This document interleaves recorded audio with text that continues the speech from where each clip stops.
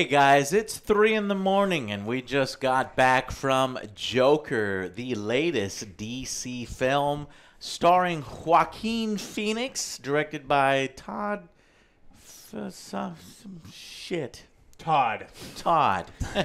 And, well, let's start right away.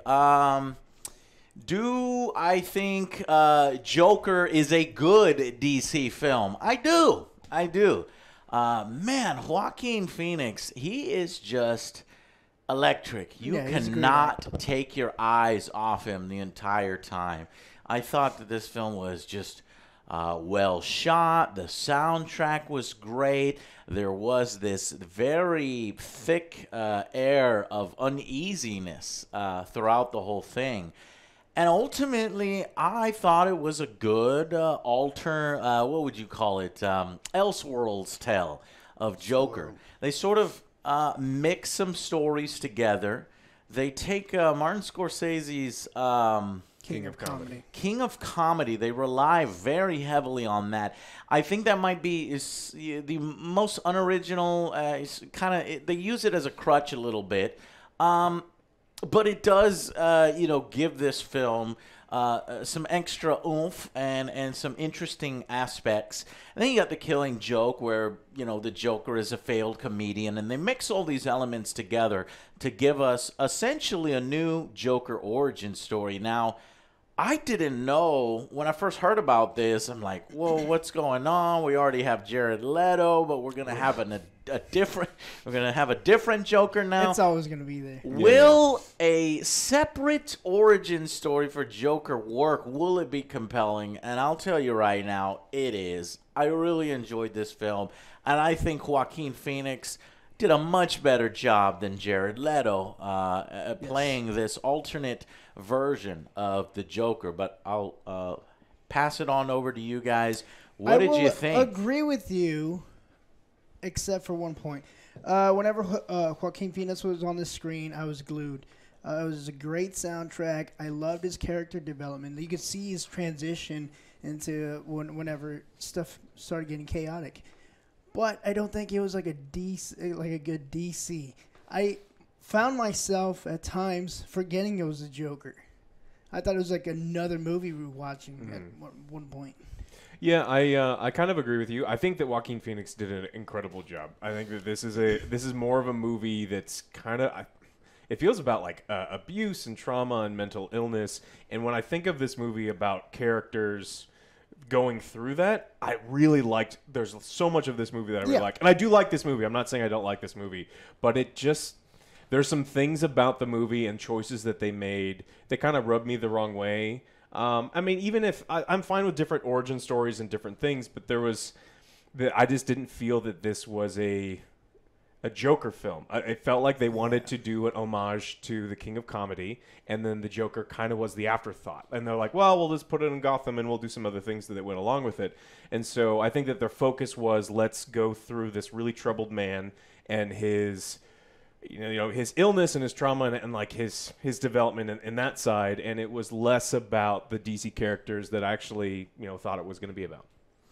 I will agree that it's a very real-world take on the Joker. They liken him to more mental illness than some kind of criminal mastermind. I think on the ride over here, you said that he was not really, super smart or cunning. He was more. I think you called him a simpleton. Yeah, he seemed like more imbalanced. This is the kind of the problem that I have with this is if you want to link this to the DC universe, this isn't a guy that any of the heroes in the DC universe would genuinely want to help this person. Like Batman would not have an issue. Like there's not going to hit him. They're not going to do. No, they're not going to be like I either. I felt so bad for him. You feel bad for this person because he's a real character and he's not a psychopath that's like holding people over like a vat of whatever laughing gas or whatever that is the Joker is going to do.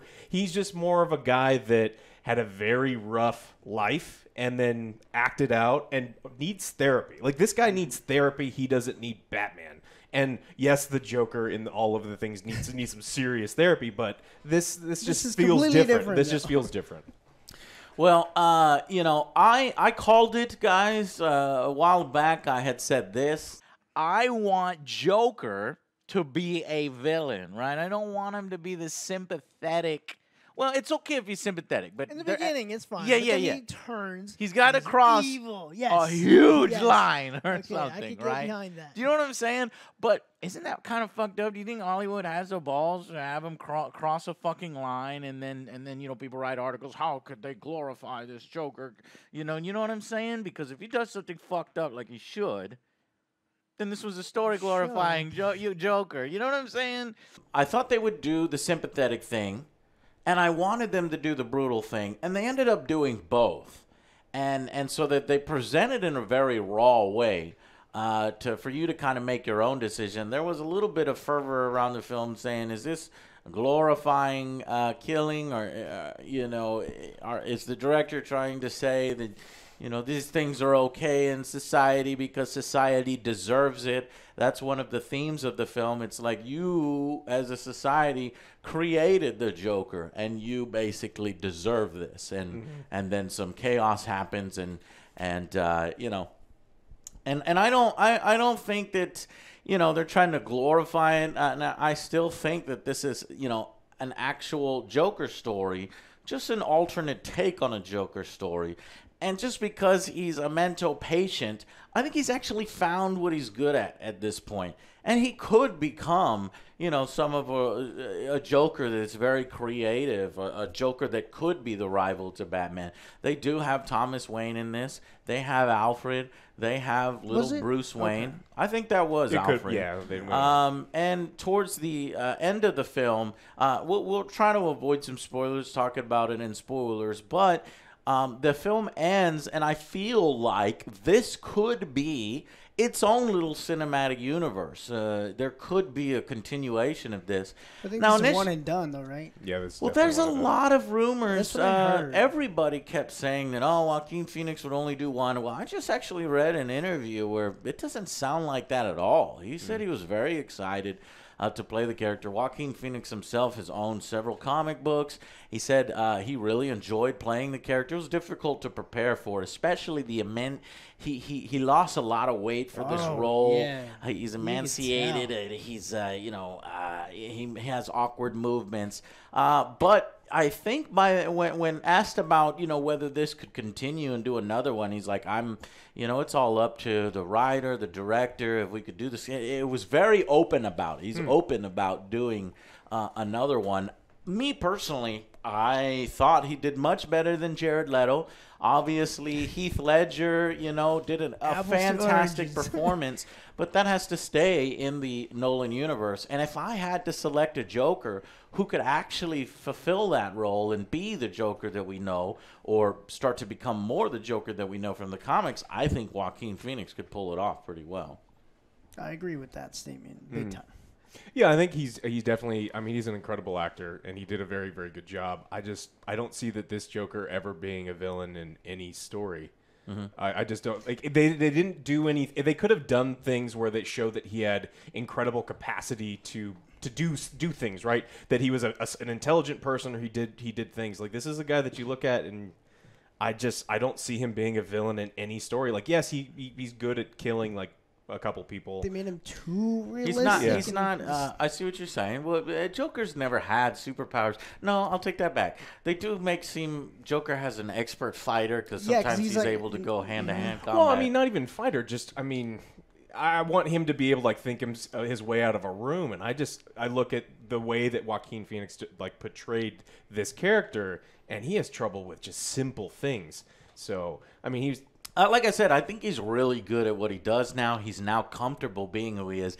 I think he's a great alternate take on Joker, and I would love to see it. I really enjoyed it, guys. What I'm saying is I recommend that you go out and see this in theaters, and don't worry about, is there danger to see this in the theater? Is this going to cause some kind of mass hysteria or something like that? No, not at all. I think a lot of that stuff is trumped up. I think it's one that you need to see. And DC films have been all over the place. And this is one that, yes, it's grounded in real life. And I don't know why DC loves to take this direction, make it really grounded in real life and gritty and dark. And it's like you kind of want to see some of the more comic book versions. But when it's this well done, and when it's this well directed, and this well acted, and there's a lot of passion in this film, and it depicts, a kind of a realistic take on some mental illness and how somebody could become a villain. And from his perspective,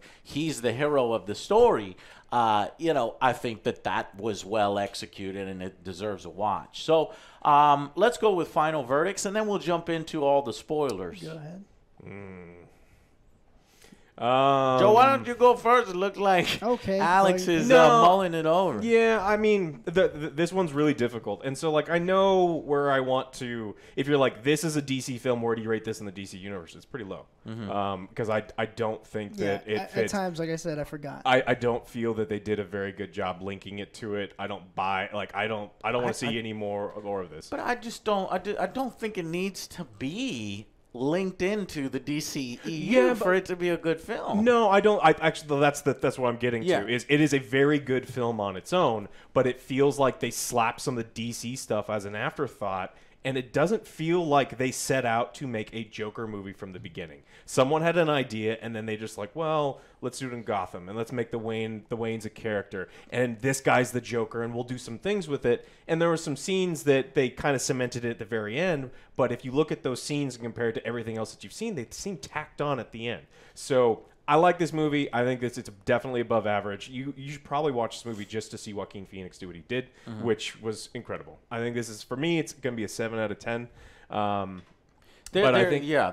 do see what you're saying. There's some flaws in logic that we'll get to in the spoilers. That's one thing that's really interesting, is because he's the narrator and he's such an unreliable narrator. Yes. There are times where he fires at least 8, if not 9 bullets out of a little revolver. Yeah. There is a 9-bullet revolver. Well, this one isn't. It's just because he's the unreliable narrator, and it's just there's things in there. I don't know if that's on purpose or if that's something they didn't catch. I imagine it's because he's unreliable. So there's some. This is a movie that you could probably watch twice and just keep learning stuff. Okay, what did you give it? 7. Okay. Yeah, I also would recommend it because just his performance alone was great.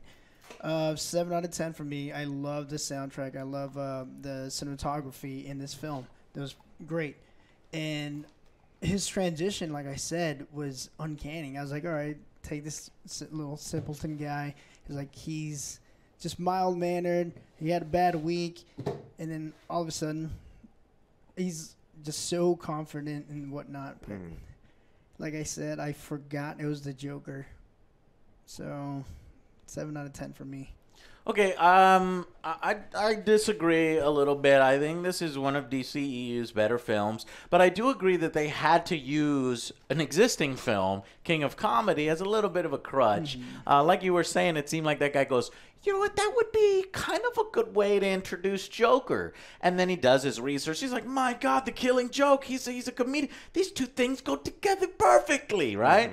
And honestly, they go together perfectly. So I think he executed his idea well enough, and he does turn into kind of a Joker that we could buy towards the end. And just the performances are electric. The tension is really good. There are moments where you kind of get annoyed with Arthur's character. His laugh is annoying, but I think that's all done on purpose because he's such an off-putting, character. But you do feel sympathy for him, and you find yourself, my God, am I rooting for this?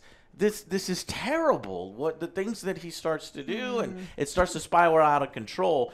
So that's why I really wanted to give the film a 9 out of 10. But because it uses some of that other material, and because some of the flaws in logic towards the end as it spirals into its climax, you say to yourself, really, would that really happen in this particular way? I think those kinds of things hold it back just a little bit. An 8 out of 10. But I personally, now that I figured out that Joaquin Phoenix didn't say, nope, I'm not doing anymore. I'm doing one and done. No, he's actually open. I wouldn't mind seeing, if they could connect this to maybe the upcoming Batman film or something like that. I don't know if the ages work out because Joker would be quite old by the time. Yeah, none of the ages in this not will gonna make match it work. up. It does kind of seem like that. This is a one and done, even though he's open to whatever happens next.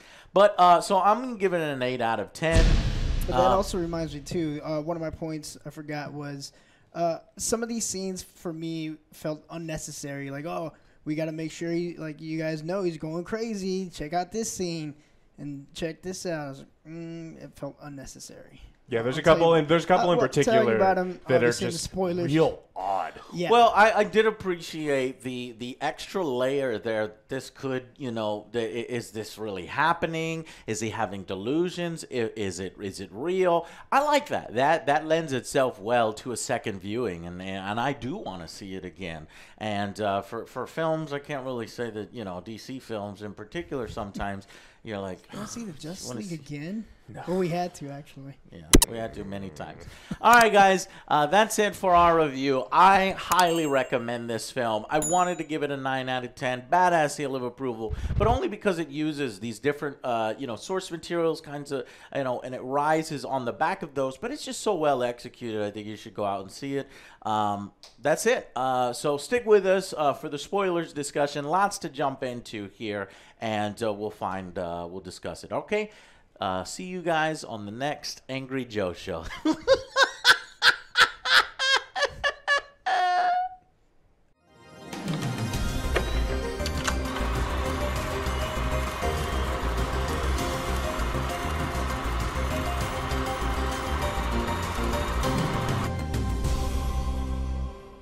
All right, what's up, guys? Welcome to the spoilers section.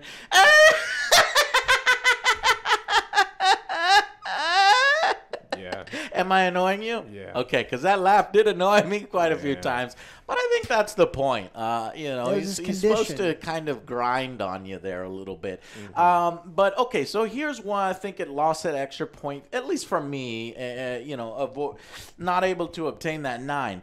Okay, so essentially in the climax of the film, this television show host, Robert De Niro, plays a clip on his late night show making fun of this comic because the first time he goes on, he's really bad. He's not a stand-up comic.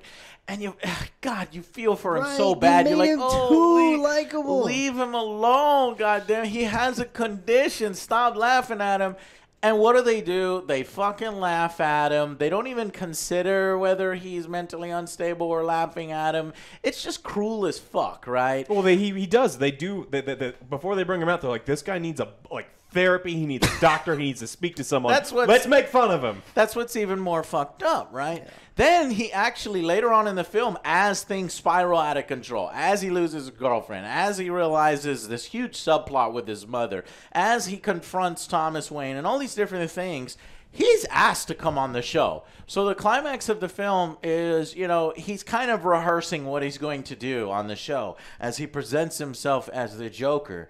And originally what he's supposed to do is he's supposed to be very charismatic, sit down, be very comfortable with himself, and tell a joke, a knock-knock joke, take out a gun and shoot himself on live TV, right, to make a statement. As he's writing in his notebook, he says, I hope, my death makes more sense than, my life. But it turns out when he gets on there, he gets more and more angry with the situation, especially them making fun of him over and over to his face. And at that point, I think he makes the decision to just, fuck this guy. And he shoots him on live TV. And then that creates... he becomes sort of a symbol for this movement, which simultaneously is trying to fight the power. They're trying to fight rich people but I don't think the late night host that everybody who hates rich people would support just shooting this guy who has nothing to do with, Wall Street or anything like that. He tells funny jokes. He seems charismatic, but you just shoot, I don't know, David Letterman, or you shoot Jay Leno just because he might have more money than you, and everybody, and he's revealed as a hero to these people. Later on, he's going to jail, obviously, and they smash his car with a ambulance, and they save him, and they put him on the trunk of the police car, and everybody's like, yeah, and then he gets up and he slowly starts to dance, and now he's the leader. And while this is happening, we get yet another origin story for Batman. I'm like, oh my god, Pearls. I hate seeing this shit over and over, but I'm like, okay, it has to happen if they want to integrate this shit. And that's basically the climax. So I like what you said. They had to put that in there in case they want to integrate it. It's like we need to make sure you realize it's a Batman movie or it's in the Batman universe. It really could have been. I agree with you. It could have been also, any. He never had his girlfriend though. That was all in his imagination, that's all in his mind, and yeah. which leads me to believe. This was the whole film. Yeah, the whole film was in his imagination. It's very, very possible. Yeah. I like that kind I don't know. So I like that deep filmmaking. Now, I do think, yes, the director definitely leaves the door open that it's up to you, but he heavily implies, I think, that this is real. There are certain things that happen in the film, but I guess you could all explain it away as it happening in his mind. So at the end of the film, they show that he's in the insane asylum. So you're like, wait a minute, how does he go from being the sort of leader to in jail all of a sudden? Not jail, but a mental asylum. And in the beginning, you also see a flashback of him in a mental asylum. Mm-hmm. So he's in a mental asylum, and there's a lady there talking to him. And he has this conversation with her, and he's laughing about something. And she's like, what are you laughing about? And he looks back, and he sees Bruce Wayne looking at his dead parents in the alley, and he thinks it's hilarious. There's no way he could have seen that he couldn't have seen from it. his point of view. Okay, right. So it's just an image in his head. Then later on, they show him walking out of there with blood on his shoes, implying that he killed that lady, and he's trying to escape. But you're right. Could all have been in his head because I can't see from that point. It was a dream. Come on. Whatever. It was creative. Well done. And I think Joaquin Phoenix makes a unique Joker. It is a different Joker than we've seen depicted before from Jack Nicholson and Mark Hamill and Jared Leto. I would be 100 times more afraid of Jared Leto's Joker than Joaquin Phoenix's Joker. I don't know. I think Joaquin Phoenix at this point, at least in his fantasy, just let's assume his fantasies are real, he's very unpredictable. No, he has no idea what he's going to do. Here's the thing. Because he beat the shit out of Randall because he was a jerk to him. But the other guy, he's like, you were super nice to me. Go ahead and go. Mm-hmm. So if you're nice to fucking Joker, you're fine. Yeah, but he's like the only person that's ever been nice to him. Be nice to him. Don't be a dick. He kills people that are dicks to him. Mm-hmm. Yeah. That was it. Yeah, he played a very grounded. He's not trying to be. This movie's not about like the introduction of a supervillain. I think they're trying to tell a contained story, and they were very successful doing that. The problem I have with it is them, especially at the end of the movie, it's like based on DC characters. Like, no, it wasn't. This was. There's no way can this fit in anything relate. I mean, you could be like, yes, the Waynes were in there. This Joker cannot be this Joker would not be a menace to you.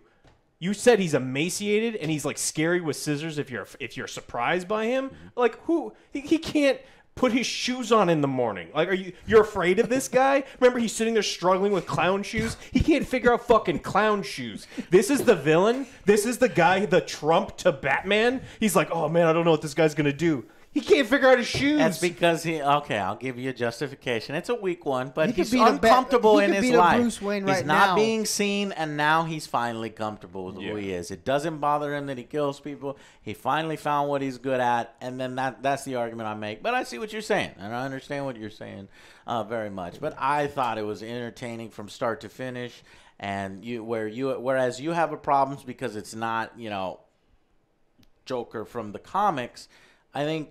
If you look at it as an Elseworld story, but it's not an Elseworld story. They don't introduce it as you're calling it an Elseworld story. Right. They're just trying to tell their contained story, and I think, like I said, I think they were very successful in that. They're not they. I think it's obvious they did warn people before that this is not the comic book version of Joker. Oh, for sure, and I'm not expecting it to be the comic book version. It kind of sounds like you are, though. Well, you're talking about, are they going to do more showings of them? I don't want it because he cannot be a villain. His story is done. Yeah, it's kind of difficult to see how he would take this to the next level. Yeah. Like four 14-year-olds beat his ass, and like not even close. And That's it's before like, he was Joker. well, yeah, but he.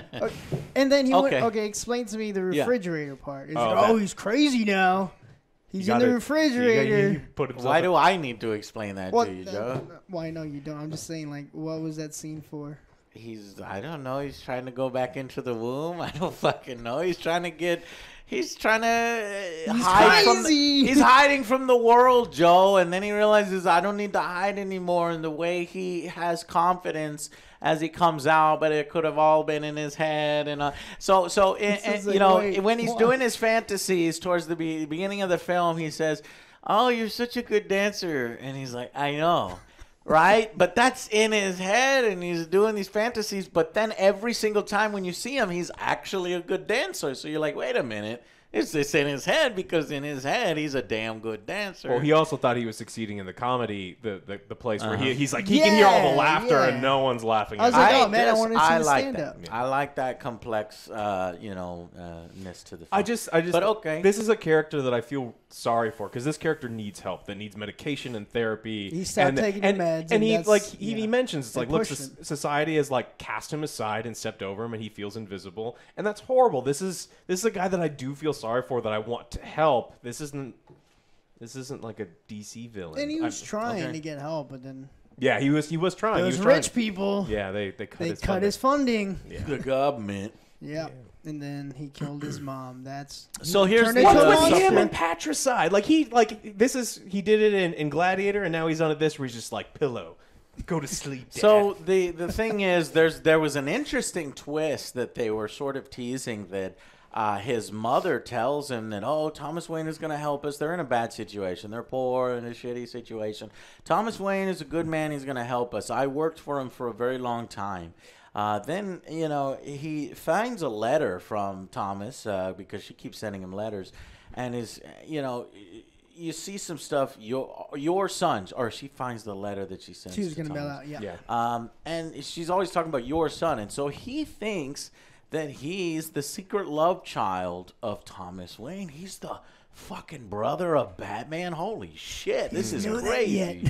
Right? So he goes to confront Thomas Wayne. First, he's kind of fascinated with his supposed little brother, so he's outside the gates, and you see that. Magic. I don't know what the hell Bruce is thinking. Some creepy-ass guy out there. I'm not talking to him. But, he does magic trips for him, and I think Alfred comes out. He's like, who the fuck are you? Get the fuck out of here. And he's like, I'm this person. Here's my mother's name. And he's like, oh, you're that. You're the boy of her. And so you think, oh, there is something there. He's like, get the fuck out of here, and then get the fuck out. But later he manages to sneak in as a bellboy to the a theater and confront Thomas Wayne in the bathroom. Very awkward. You think something's going to go you down. don't talk. He was using the urinal. Yeah. But you don't talk to him. He's like, you want an autograph or cardinal rule. something? He tries to tell him, you're my father. He's like, no, your mother was fucking crazy. She had to be admitted to the fucking mental hospital, and he's like, shut up! No, you're wrong. But he goes and he checks at the mental hospital. But he got steals punched. the records. He got punched first. How can I skip that? Yeah, he got punched. He's like, stay away from my son. I was like, he did magic tricks. That's all he did. Well, except for Alfred. Well, he Yeah, did but try to choke Like, out. clearly, if your mom's in a mental asylum and this guy's over here creeping on your kid, you'd probably be like, get the fuck away from my kid, too. But so he steals the documents, and he goes through and he finds, oh, shit, it's real. This is not even my mother. I'm an adopted child. And she even let her, boyfriends beat me and chain me to a radiator, and that might be why he has brain damage and has those mental conditions. So he basically suffocates his own mother once she wakes up. Yeah. And, he's committing a lot of murder. Doesn't seem like he's going to get away with it, at least in the scenario in his head. But He's killed He's killed 5 people in this movie, right? He killed the 3 dudes in the beginning. He killed the Johnny Carson guy, Randy and his mom. and then Randy. Oh no, and the mom. So that's 6. So he killed 6 people. Yeah. And these clowns we're talking about, his friend, so he starts the film as a clown, not a failed comedian, but a clown, a sign spinner and shit. And his friend at first seems sympathetic. You know, it's like, don't let people push you around. Don't let them beat you up. Here, you need this. He gives him a gun, and you're like, oh, man, I shouldn't have this. And you're like, okay, well, maybe there's... I was like, man, he's maybe a good there's guy. there's one good, you know, New York, and he's rough and tough. And he's, yeah, take a gun. Don't worry about your mental illness. But it turns out he was being a fucking dick because he uses that against him later on. Basically tells his boss, you know, all about it, that, oh, he tried to buy this gun from me. And it's Arthur himself who fucks it up because he's kind of glorifying using the gun, accidentally shoots it off in his house, and he doesn't takes it with him to a children's hospital. Like, what are you doing? He's actually a pretty good clown. The kids were into it. They're having a good time, but then the gun falls out. Right. Well, it could still be a dream, or it could have been legit. The gun falls out, gets fired from his job, makes it worse by it saying, oh, no, you try to buy this gun off it. So he's like, fuck that guy. Mm-hmm. Later on, they come over to offer him sympathies for his mother passing away, and he takes a pair of scissors and just like, you know, stabs him in the neck and in the eye, and it's brutal as hell. And his other friend starts screaming. He's like, oh my god, starts going crazy. You know, he's like I'm not sure if he's a midget or a dwarf, but he's like a little person hiding in the corner, and he's like, I'm not gonna hurt you. Yeah, you were always nice to me. Yeah, exactly. If he would have killed him, I was like, all right, he went evil. He's like, no, you're nice to me. Right. Go ahead and go. He lets him go. Well, here's the funny part. When they walk in, he locks the top lock. Yeah. So this little guy tries to run out the door. He's like, Arthur, can you help me? And he's like, sure. He passes by. He's like, I'm kidding. Yeah, you thought he'd kill him. I was like, no, I agree with you. Very sympathetic, villain. And I was really afraid that they'd take that route. They took that route. Mm-hmm. It might be lazy. It might be manipulative. But the way they executed it, I was like, all right, it's working.